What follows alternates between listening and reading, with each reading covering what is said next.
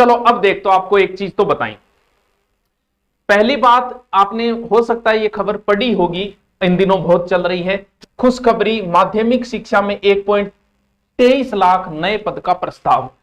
कई पोस्टें आई है इससे संबंधित। स्टाफिंग पैटर्न बदला तो स्कूल में बढ़ेंगे 1.23 लाख पद, दूर होगी विषय शिक्षकों की कमी।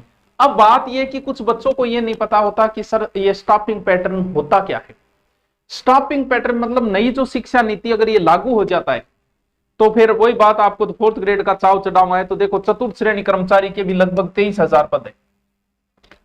स्टाफिंग पैटर्न का मतलब होता है सही तरीके से स्टाफिंग पैटर्न देना। स्टाफिंग पैटर्न का मतलब एक स्कूल में एक अध्यापक होना चाहिए, सॉरी एक प्रिंसिपल होना चाहिए, एक वाइस प्रिंसिपल भी होना चाहिए, इसके अलावा इतना स्टाफ होना चाहिए, इसके अलावा 3 जो है वो चतुर्थ श्रेणी के कर्मचारी होनी चाहिए, एक ये होना चाहिए, या फिर एक मदर टीचर होनी चाहिए बच्चों को। तो यानी ये होता है स्टाफिंग पैटर्न कि ये चीज स्कूल के अंदर होनी चाहिए।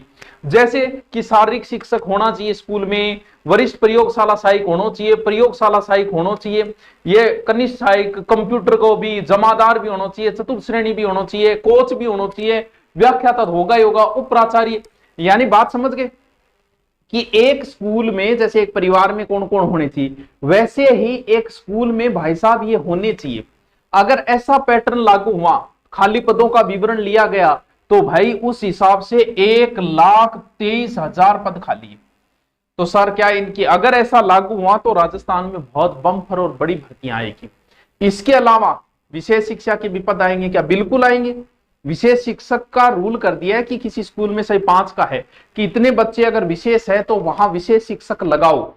इसीलिए विशेष शिक्षकों का नामांकन बढ़वाओ भाई, स्कूलों में जा जाके बढ़वाओ। तो विशेष शिक्षक जरूरी है, पीटीआई भी स्कूल में होना जरूरी है। अगर नई शिक्षा नीति लागू होती है तो बहुत बड़े पद आएंगे।